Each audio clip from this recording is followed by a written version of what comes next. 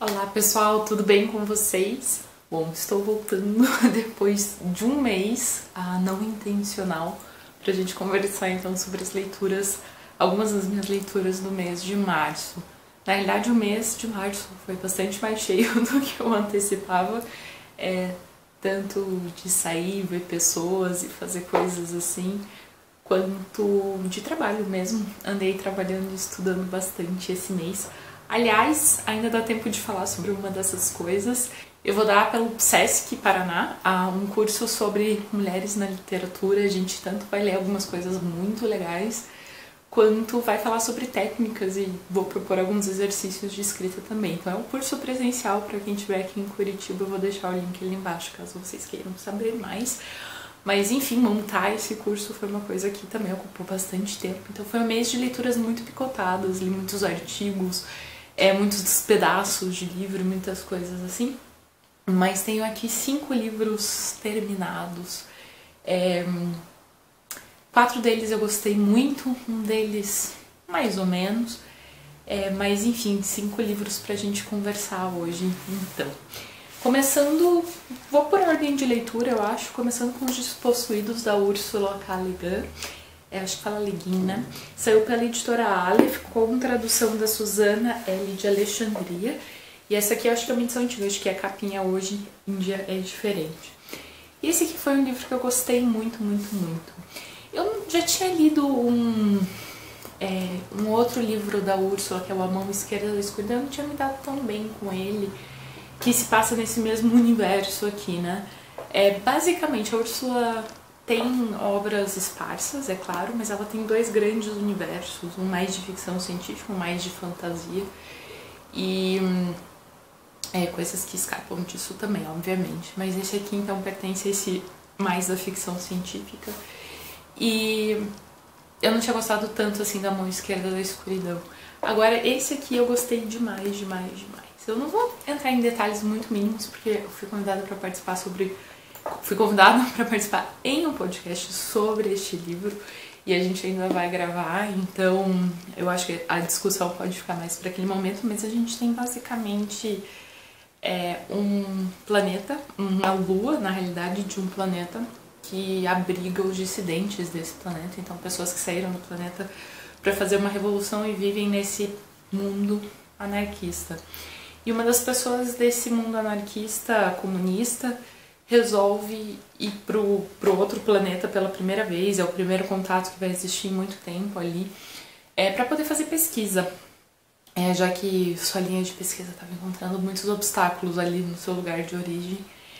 E é um livro muito mais sobre as semelhanças e diferenças, é muito mais sobre sociedade do que sobre ficção científica propriamente dito, né? É muito mais uma leitura dessas sociedades e dessas diferenças de pensamento e como o lugar onde a gente é criado pode influenciar quem a gente é e as nossas crenças e por aí vai. É um livro que eu gostei bastante, bastante, bastante.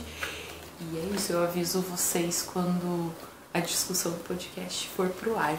Aliás, o podcast é o Rede Poderosa, eu vou deixar o link deles ali embaixo para vocês já irem ouvindo antes mesmo do nosso episódio ir ao ar, porque não, o podcast é maravilhoso. E é isso, então, para a primeira leitura. Depois disso, então, veio a minha leitura um pouco mais ou menos desse mês, que é o As Inseparáveis, da Simone de Beauvoir. Esse livro saiu pela Record e foi traduzido pela Ivone Benedetti.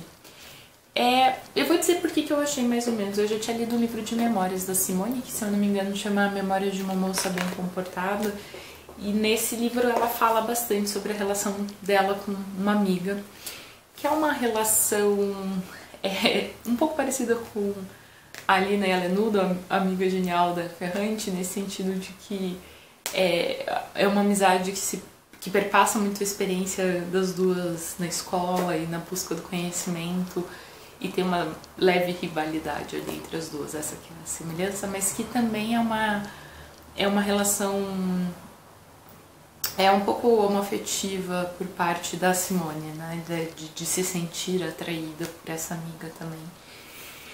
E é a história delas e a amiga eventualmente falece, e como isso aconteceu de verdade, eu acho que não é um spoiler, né? E aqui é uma tentativa de fazer uma novela, uma ficção em cima disso, então os nomes são diferentes, os acontecimentos são um pouco diferentes, e lá no Memórias de uma Moça Bem Comportada, eu acho que ela procura daí de fato sim fazer mais uma memória, né, da experiência. Como eu já tinha lido aquele livro, esse aqui pareceu um tanto repetitivo, não acrescentou nada muito novo pra mim, e eu achei também, assim, a própria edição tenta forçar um pouco esse aspecto de autobiografia. Tem um caderno de imagens, as duas, por exemplo. Então, apesar de se tratar de uma novela, de ter sido escrito pela Simone como uma novela, a edição tenta forçar essa aproximação de autoficção, assim. E, enfim, eu acho que é uma história que tem sua importância, é uma história que não foi publicada na época pela Simone, né? Uma história que apareceu depois dela, mas que eu acho que, assim, eu entendo a importância dela, eu acho que é um livro que pode dar voz a muitas pessoas em situações semelhantes e tal, mas em termos de literatura, não sei se apresenta muita coisa, assim, pra mim, ou não sei se foi só uma impressão minha de já ter lido o outro livro, enfim. De qualquer forma, é um livro gostoso de se ler, é uma leitura rápida e flui super bem, enfim, não tem nenhum problema desse tipo, e se é um tipo de história que pode te interessar, eu acho que é um desses livrinhos pequenos que vale a pena dar uma olhada, assim, não é que eu acho que o livro seja ruim nem nada do tipo. Só foi, eu acho, principalmente perto das outras coisas que eu li esse mês, eu acho que foi também um livro mais apagadinho dentro dessas coisas todas que eu tô lendo. Mas enfim, tá aqui pra quem quiser conhecer um pouco mais da Simone também, talvez valha a pena. Bom, depois disso eu fui pra um livro que eu já tinha começado a ler outras vezes e que eu achava que o problema era comigo, e eu acho que o problema era com a época que eu tava lendo, porque eu li agora e simplesmente amei, que é o Mrs. Dalloway, da Virginia Woolf. Essa edição minha aqui é uma edição da Kozak Naif, então uma edição que um pouco mais antiga, mas existem muitas, né, hoje em dia publicadas. Acho que é um livro bem fácil de encontrar hoje em dia, felizmente. A tradução é do Cláudio Alves Marcondes. Esse aqui eu acho que é um desses livros clássicos, todo mundo sabe o começo, né, um dos começos clássicos da literatura. Mrs. Dalloway disse que ela mesma iria comprar as flores. O que eu talvez não esperasse tanto assim era encontrar tantas personagens, né? Eu não tava esperando tanto que a coisa fosse fluir tanto de uma personagem para outra e tal, e foi muito legal descobrir isso. Basicamente a gente vai ter uma festa na casa dessa Mrs. Dalloway, né? Dessa pessoa burguesa inglesa, e as pessoas então confluindo para essa festa e para essa casa, e a gente vai ter toda ali em torno dessas pessoas, né? Então a gente vai ter ela, a gente vai ter um ex-pretendente dela, a gente vai ter a filha, a pessoa que cuida da filha, a gente vai ter também um outro casal, talvez um pouco mais afastado do núcleo, mas de um ex-soldado da guerra e a esposa, e eles também tentando se entender ali no mundo. E é um livro muito interessante, porque ele vai tentar mostrar algumas dessas coisas que as pessoas pensavam, alguns desses dramas e algumas desses questionamentos da época. E ele tem uma técnica muito legal, que é passar essas onisciências entre as pessoas, né? Então a gente tá muito dentro da mente da Mrs. Dalloway, depois a gente vai muito pra mente de outra pessoa. E essas pessoas estão andando por Londres e estão se movendo pela cidade, se esbarrando, e como uma câmera a gente passa de uma para outra. Então é uma técnica muito interessante, um livro muito legal que estava me esperando com muito carinho, e foi, enfim, foi uma descoberta muito legal. Foi um livro realmente que é um livro que exige um pouco mais de atenção, que requer uma leitura um pouco mais atenta, mas que vale muito a pena também. E tá aqui uma prova, pelo menos pra mim, de que às vezes a gente tem que esperar o momento certo de um livro, né? Eu acho que eu tenho esse livro, bom, primeiro que é da Kozak Naif, né? Então acho que isso já mostra um pouco a idade dele, mas eu devo ter fácil, ele faz pelo menos uns 10, 12 anos, assim. Então, pra ver aí que às vezes vale a pena esse tipo de relação também, né? E, enfim, gostei muito de ter lido. Outro lido outro livro que eu li esse mês, que é desses que já estava há bastante tempo e que eu não tinha lido porque eu não tinha encontrado o livro, que é um relançamento agora da Companhia das Letras, é o Parque Industrial da Pagu. Finalmente esse livro está voltando pra gente, né? É um livro de 33, é um livro muito sobre os trabalhadores, aqui a gente está pensando em São Paulo, né?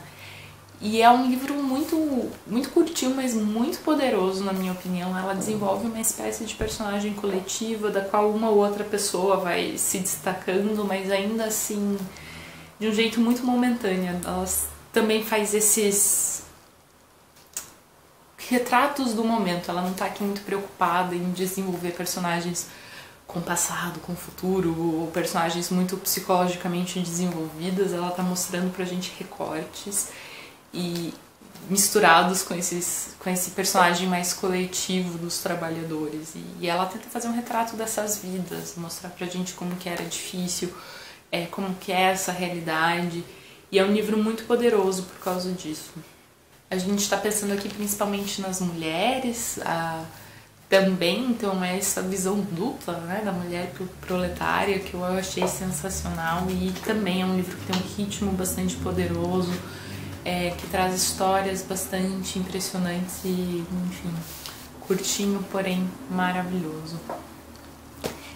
E o último livro que eu li esse mês, então, foi Na Casa dos Sonhos, da Carmen Maria Machado, publicado pela Companhia das Letras, com tradução da Ana Guadalupe. E, enfim, que livro, gente. Eu já tava com vontade de ler, ele já tava aqui em casa e minha amiga Manu falou que era sensacional e eu peguei pra ler na hora e de fato é sensacional. Esse tipo de livro aqui é pra quem gosta de Meg Nelson, por exemplo, pra quem amou Argonautas, eu diria que esse aqui é uma boa leitura. Do jeito dela, que é um jeito bem diferente da escrita, do estilo da Meg Nelson, mas eu acho que ela também vai tentar procurar essa linguagem para lidar com que ela vive, né, que é um relacionamento lésbico abusivo, e as dificuldades de se falar sobre isso, que do ponto de vista dela é principalmente o fato de que há uma tendência de querer mostrar relacionamentos homossexuais numa boa luz, já que se luta tanto para que esses relacionamentos possam existir, até que chega esse momento em que, né, você assumir que também existe abusos, também existe esse tipo de comportamento, né, pode ser visto como um problema pela comunidade. E o quão difícil para ela foi viver isso, foi se dar conta de que isso existe, de falar sobre isso, de ser essa voz que sai desse tipo de relacionamento, enfim, né, como para ela essa questão narrativa foi muito forte, né. E é um livro sensacional, porque ela também está procurando um jeito de entender isso. Ela vai fazer ali um recorte teórico de como ela quer contar essa história no começo, que, enfim, me deixou muito encantada, assim, pra mim acertou muito a mão ali. E como ela vai encontrar, então, esse jeito dela de entender, interpretar e narrar essa história. E ela vai, ao mesmo tempo, fazer uma memória muito aberta, muito profunda e muito pessoal da experiência dela. Ela também vai tentar conectar isso com um contexto mais amplo, vai procurar literatura, vai trazer e debater isso também, que é o tipo de coisa que eu gosto muito no Argonautas e que eu acho que ela também faz muito bem, estilos diferentes, porém, né, eu acho que tem uma pegada parecida ainda assim. Então é um livro que, gente, eu só posso recomendar esse livro. Eu anotei horrores nele. Eu acho que ele tem muitas camadas pra gente pensar, aquele tipo de livro que a gente pode ler, reler, porque o próprio pensar a linguagem, o próprio ato de pensar a narrativa e as narrativas que a gente está acostumado a encontrar e como a gente mesmo tenta encaixar as nossas vidas em uma narrativa e enfim, é muito incrível esse livro e eu recomendo bastante. Por enquanto eu acho desse ano uma das coisas que eu mais gostei dele. Bom, pessoal, era isso que eu queria comentar agora de março com vocês. Espero que abril dê pra ler um pouco mais de coisas e voltar talvez um pouco mais de frequência aqui no canal, veremos. Pessoal, espero que vocês tenham gostado. Me contem aí embaixo o que vocês andaram lendo e até a próxima. Tchau, tchau.